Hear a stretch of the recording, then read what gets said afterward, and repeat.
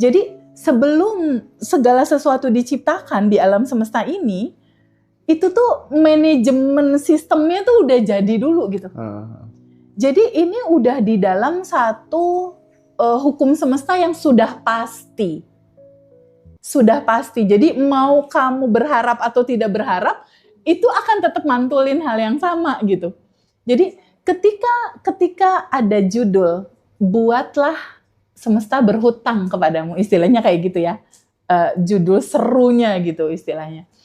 Itu bercerita tentang bahwa di dalam kehidupan ini ada hukum pertukaran energi. Ada hukum pertukaran energi. Jadi semakin banyak segala sesuatu kebaikan yang kamu alirkan, kamu lepaskan, kamu alirkan di dalam kebaikan kehidupan ini, kan di dalam hukum semesta itu ada hukum semesta seperti cermin tuh. Apa yang kamu lepaskan itu kan dipantulin balik ke kita gitu. Jadi kita ingin mewujudkan sebuah keinginan atau kita ingin terhindar dari sesuatu musibah dengan cara membuat semesta berhutang kepada kita dulu. Kita kasih dulu, kita lepas dulu gitu. Itu bagaimana Teh konsep itu? Ya, sebetulnya punya latar belakang harapan atau tidak punya latar belakang harapan, dia akan memantulkan hal yang kurang lebih sama. Karena Allah itu pada saat manusia diciptakan, sebelum manusia diciptain nih Mas Hendra, dia udah bikin sistemnya dulu Mas. Jadi sebelum manusia diciptakan, dia udah bikin hukum-hukumnya dulu gitu. Udah bikin hukum semesta seperti cermin, udah bikin law of attraction, udah bikin law of projection, ada hukum energi, ada hukum kekekalan, ada hukum perputaran gitu. Jadi bicara rasa, bicara vibrasi, bicara frekuensi. Itulah cara bagaimana Allah dan semesta berkomunikasi sama kamu. Alam semesta ini dirancang sama Allah, cara kerjanya itu vibrasi kamu yang terbaca. Getaran kamu yang terbaca. Perasaan. Energi kamu yang terbaca. Feeling. Yes. Ya. Itu yang terbaca gitu. Jadi semakin kamu melepaskan, memberikan segala sesuatu yang jadi gini rumusannya Mas. Kalau misalnya di dalam mindset-nya kamu, ini kan bebas ya, orang bebas berpikir kan. Kayak misalnya si A, si B, si C. Si A nih misalnya berbuat baik nih, berbuat baik, terus dia mindset-nya masih mindset anak TK nih. Oh, kalau aku berbuat baik ntar dibalas 10 gitu. Kan kesadaran orang beda-beda. Dibalas 10 nih. Ya dia akan dapetin itu sebetulnya Mas. Kan ada hukum asumsi. Sesuai asumsinya dia akan dapetin itu. Kalau misalnya dia berpikir, oh aku akan dibalas 100 nih, itu pun akan dalam pantulannya. Tapi Mas, yang lebih serunya, ketika kita melakukan sesuatu dan kita lepasin tanpa batas, gak berharap. Dapatnya malah tanpa batas, unlimited, bahkan di luar ekspektasi kita.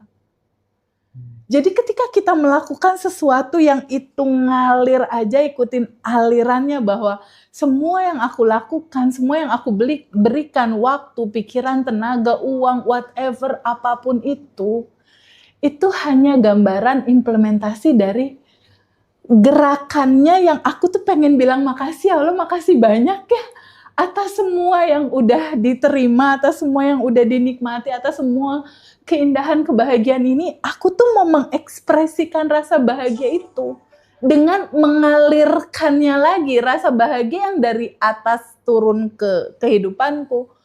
Aku tuh mau mewujudkan rasa terima kasih ini dengan ngalirin gitu.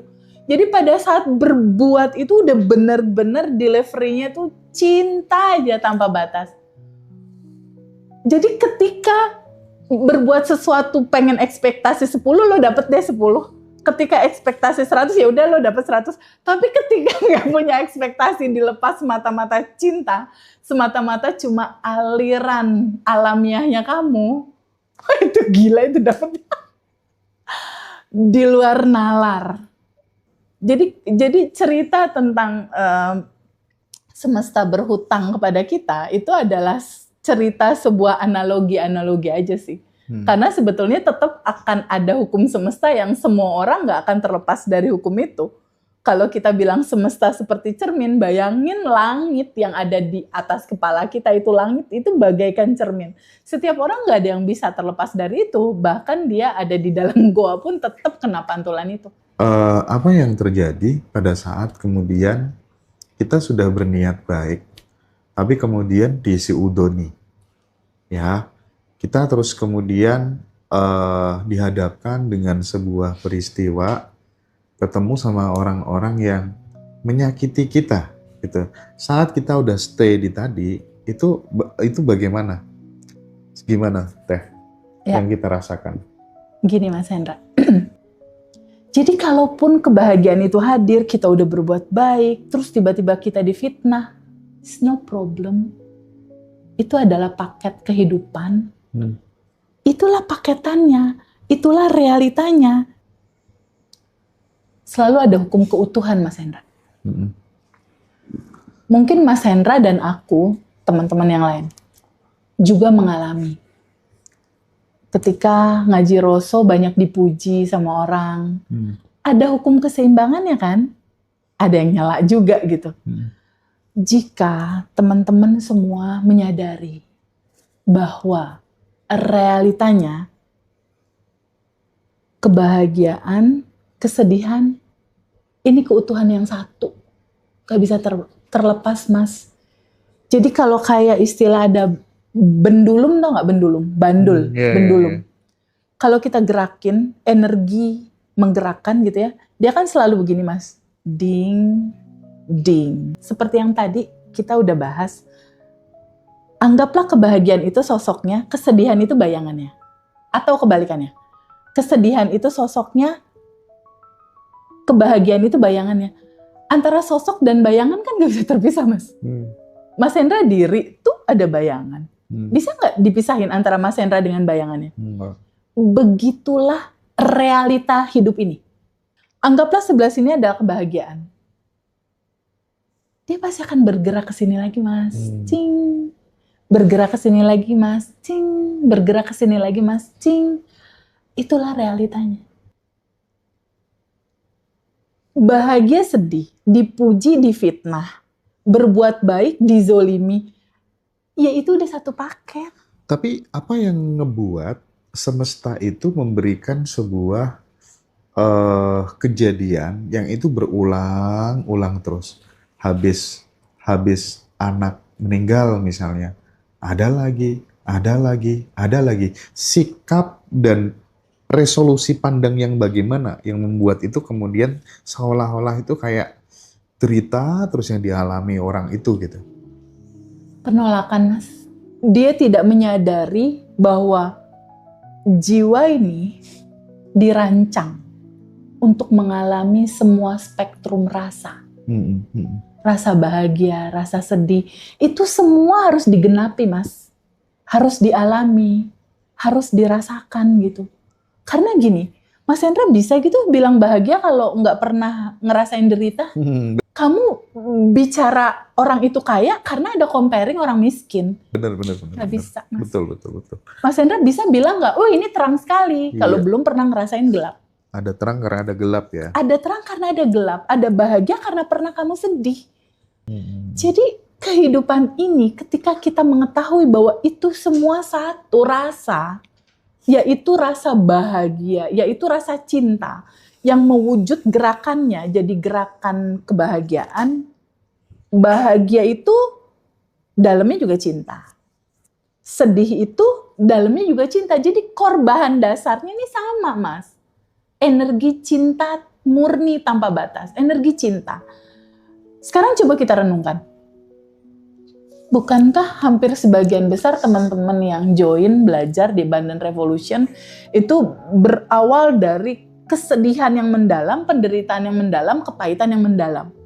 Contohlah Mbak Rika, terus Mbak V, atau Mbak Santi. Bukankah cerita sedih mereka itulah yang mengantarkan mereka ketemu sejatinya mereka yang tanpa batas dan berkelimpahan. Kira-kira kalau teman-teman yang udah manifest itu, suaminya baik, suaminya tajir, uangnya banyak, rekeningnya cukup, mobil, ada rumah, ada segalanya tercukupi. bakal nge-WhatsApp Mas Hendra untuk ikut kelas nggak? Nggak akan, Mas.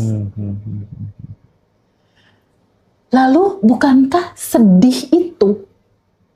kesedihan itu yang mengantarkan Fiona ketemu sama materi ini, mengantarkan Dwi ketemu sama materi ini? Bukankah rasa sedih, penderitaan, luka, kepahitan itu juga cinta? Itu cinta, Mas. Kesedihan, balutan kesedihan, si cinta, si cover kesedihan inilah yang mengantarkan Fiona, Rika, Santi ketemu. Oh, ternyata aku tuh bukan emosi ini ya. Aku tuh bukan si putus asa ini ya. Oh, aku adalah percikan ruhnya yang tanpa batas dan berkelimpahan. Sejatinya aku tuh udah cukup lengkap. Udah ada di dalam. Nah, itu yang nganterinnya judulnya apa? Bukannya kesedihan. Jadi bukankah kesedihan ini juga cinta? Pada akhirnya ketika kemudian kita bisa melakukan sebuah penerimaan terhadap apapun yang datang di dalam hidup kita, ya so far akan menjadi lebih baik, lebih lega, lebih bahagia gitu ya Teh ya. Tapi memang untuk benar-benar menerima itu butuh jam terbang kadang ya. Butuh jam Ada terbang. waktunya memang, Mas. Makanya komunitas terkadang sangat penting, sangat mendukung gitu ya. Sangat, Mas. Dan di Abundant Revolution bersyukurnya teman-teman peduli satu sama yang lainnya, dan kita memang susah ya cari orang tulus itu susah. Makanya kita belajar latihan jadi orang yang tulus. Kita hidup selama ini itu kan jujurnya penuh motif gitu kan ya. Makanya pentingnya untuk kemudian berkomunitas supaya kita ketularan ya. Energi, vibrasi ketulusannya gitu ya. Intinya sih tetap latihan dan belajar ya Teh ya. Bagaimana dirimu menjaga vibrasi lewat lagu-lagu gitu? Contoh, aku tuh dulu sering menjadi korban dari lagu-lagu yang aku nyanyikan sendiri. Nah dari situ kemudian aku mulai menelusuri, menelisik bahwa ternyata aku sampai pada sebuah kesimpulan bahwa lagu yang dinyanyikan, dihayati, diresapi, jadi mantra, jadi doa, jadi kenyataan. Dan kemudian aku juga mengkomparasikan dengan apa yang aku lihat dari sisi eksternal. Banyak penyanyi yang menjadi korban dari lagu-lagunya gitu. Nah, bagaimana Teh Feby menginternalisasikan kesadaran bahwa kata-kata juga berperan untuk menciptakan sebuah realita di dalam kehidupan ini di materi Abundant Revolution? Kata-kata itu cara mencipta, Mas. Jadi gini, kata-kata yang keluar dari mulutmu itu terdengar oleh telingamu, terdengar oleh semua 40 triliun sel tubuhmu. Dia menjadi sebuah perintah, Mas. Dia menjadi sebuah perintah yang kamu sadari, tidak kamu sadari, tahu, kamu nggak tahu. Semua yang keluar dari mulut kamu, itu proses penciptaan. Jadi ketika mulut kita bersuara, hidupku penuh kebahagiaan, hidupku penuh cinta, hidupku penuh romansa, hidupku penuh kelimpahan, hidupku penuh kelancaran.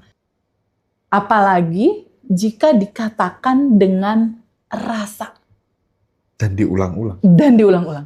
Dengan rasa yang dalam gitu.